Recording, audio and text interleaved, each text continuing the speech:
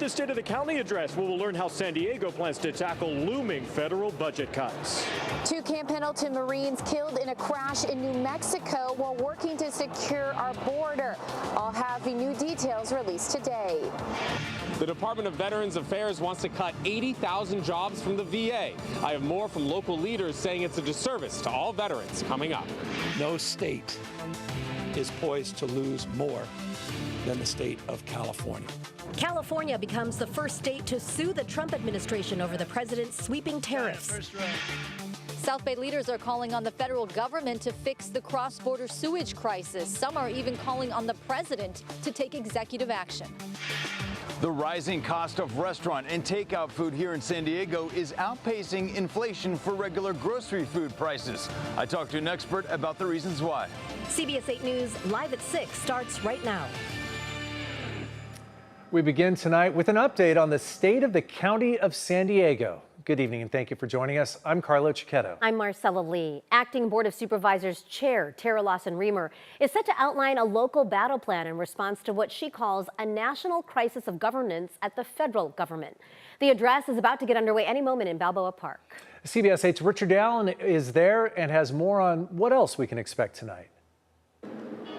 Well, that's right. We're here at the San Diego Natural History Museum, where you can see behind me the stage is set for tonight's State of the County address. The County Board of Supervisors acting chairperson Tara Lawson-Remer will be delivering tonight's speech, a speech that her office says will deliver, quote, a bold local battle plan to respond to what she is calling a national crisis of governance, essentially laying out how the county plans to address looming federal budget cuts that could impact San Diego directly. Now, you might remember the county was notified earlier this month that the White House plans to slash $40 million in federal funding to local public health programs. Medicaid funding is also at risk here at the local level after Congress proposed $880 billion in cuts nationwide over the next decade. Now, these potential cuts, which Lawson-Remer plans to directly address tonight, could affect nearly a third of San Diego County's overall budget of $8.5 billion, which is already facing a projected shortfall of more than $138 million. Now, this is Lawson-Remer's first State of the County address. You might remember last year it was former Chair Nora Vargas who delivered it when she focused on affordable housing for San Diegans, assistance for migrants, and also tackling the county's homelessness crisis. Now, Vargas abruptly stepped down shortly after winning re-election, citing personal safety issues, leaving the Board of Supervisors with a vacant seat. And even though it is technically nonpartisan, with a 2-2 split between Democrats and Republicans. Now, a special election will be held July 1st, where voters will choose either between Republican John McCann, the mayor of Chula Vista, or Democrat Paloma Aguirre, mayor of Imperial Beach, to take over that seat left vacant by Nora Vargas. And tonight's State of the County address also promises to have a special guest speaker. That's according to Lawson-Remer's office. We are here and we will bring you the latest on the State of the County tonight at 11 p.m. on CBS 8. Back to you. Thank you, Richard. We're learning more now about a crash along the U.S.-Mexico border that killed 2 Camp Pendleton Marines and left another with critical injuries. This happened yesterday near Santa Teresa, New Mexico, as the 3 were headed to El Paso, Texas. A Pendleton spokesperson tells us the fallen Marines are with the 1st Marine Division attached to Joint Task Force Southern Border. They say the Marines were on duty at the time, but not in a military vehicle. It's still not clear what led up to the crash, but we have learned that they were part of a reconnaissance mission. CBS 8's Shannon Handy will have a full report from Camp Pendleton in our next half hour. California is fighting back against President Donald Trump's tariff authority. Governor Gavin Newsom is set to file a lawsuit in federal court suing the Trump administration over the president's use of emergency powers to unilaterally enact sweeping global tariffs. Newsom argues the tariffs hurt California families and businesses, citing a disrupted supply chain and inflated costs. Consider just the imports coming from Mexico, Canada, and China. 44% of all of the imports into the state of California alone come from just those 3 countries. The impacts of these tariffs, particularly on those 3 countries, disproportionately impact the state of California. Across the spectrum, the impacts are off the charts.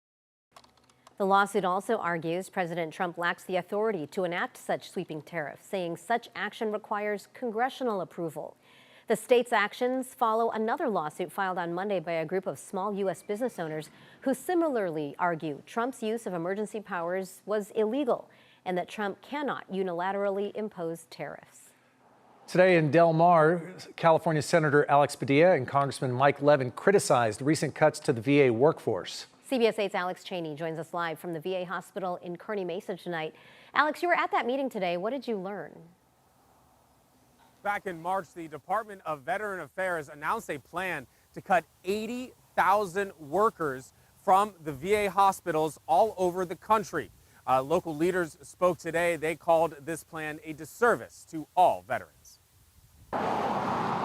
Now is not the time to cut the VA's budget. Ian Foley is a disabled veteran. Today, he spoke about how the VA saved his life and the importance of VA services. If the VA hadn't been there for me, if those cuts have already happened, I might not be sitting here today to tell you this story. The cuts to the VA would require terminating tens of thousands of employees after the VA expanded during the Biden administration, as well as to cover veterans impacted by burn pits under the 2022 PACT Act. For the first time, we're going to do right by them. So we had to hire people in order to serve those new veterans, 1 million new people in the system. And it's working. It's working. So you're going to fire them? Again, how cruel can you be? How short-sighted can you be? The cuts are a part of President Trump's DOGE initiative and would return the VA to 2019 staffing levels of around 400,000 employees. If you filled Petco Park twice, you're talking about 80,000 people. Imagine filling Petco Park twice, every seat in Petco, and then telling everybody you're fired. The changes will only affect VA employees and not benefits given to veterans. In that memo, the head of the Department of Veteran Affairs said that the cuts will go into effect starting in August. Reporting live from the VA hospital in Kearney Mesa, I'm Alex Cheney, CBS 8. Thank you, Alex. And this just into our newsroom. A judge has approved another delay in the murder trial of Larry Miliete, pushing it back now into 2026. Miliete's defense attorney, Leanne Sabatini, filed a motion under seal, citing a personal health matter as the reason for the delay. Judge Enrique Camarena agreed to postpone the trial date to January 30th. Larry Miliete was arrested in October of 2021 for the murder of his wife, Maya Miliete, and he remains in custody. Her body has never been found.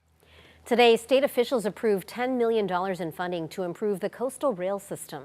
It's supposed to address erosion along 7 miles of coast in Orange County that typically leads to closures along the railways, impacting San Diego County as well. Now, this money will pay for a wall that will help collect rainfall along Mariposa Point and a seawall structure south of San Clemente State Beach. Problems in that stretch in the recent past have forced rail service north of Oceanside to be shut down for extended periods of time.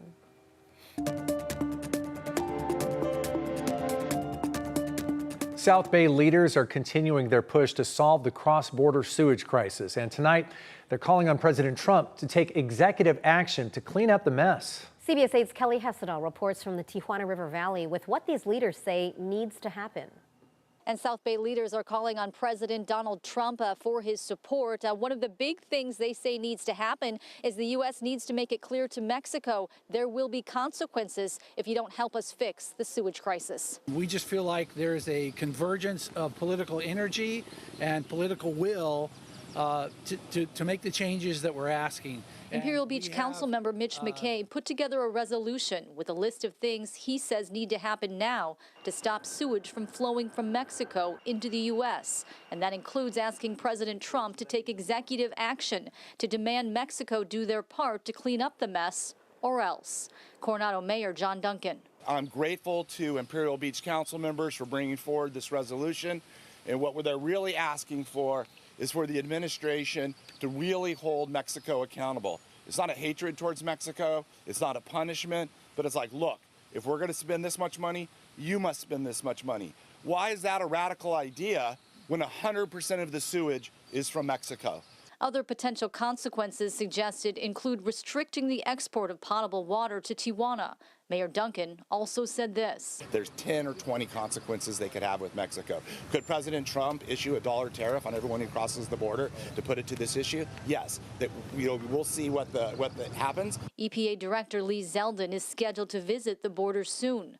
Meanwhile, Imperial Beach Mayor Paloma Aguirre also spoke out today as the Tijuana River was once again named one of the most endangered rivers in the U.S. by the group American Rivers. We need our governor and our president to take immediate action to divert and treat the river. It's not rocket science. The federal government has been able to build a wall across the floodplain without any environmental review, waiving all laws necessary, and they built it in less than 9 months with unlimited resources. And right now, the Imperial Beach City Council is meeting to discuss Councilmember McKay's proposal. A vote is expected to happen tonight. Kelly Hessedal, CBS 8.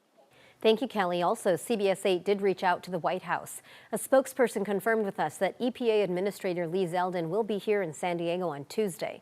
We also got a statement from Zeldin, which reads in part, quote, "I strongly believe the time has come to finalize and implement an urgent strategy to end decades of raw sewage entering the U.S."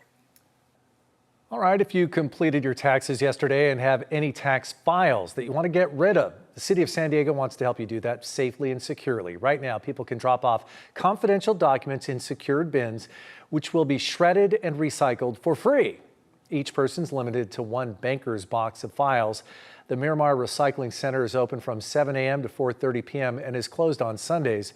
Tuesday is the last day you can drop those off for destruction. What San Diego researchers are saying about climate trauma and its impact on your brain, that's still ahead. Plus, a dramatic rescue caught on camera. We hear from the first responders who saved a woman who was hanging onto a cliff right there along a popular Southern California hiking trail. And more people are noticing their favorite takeout meals are coming with a supersized price. We dig into what's fueling these spikes. Karen, temperature is widespread with those 60s right now. We also have those 30s and 40s returning to the mountains. We're gearing up for 2 storm systems that are going to be fast movers as we close out the work week. Those details, they're ahead.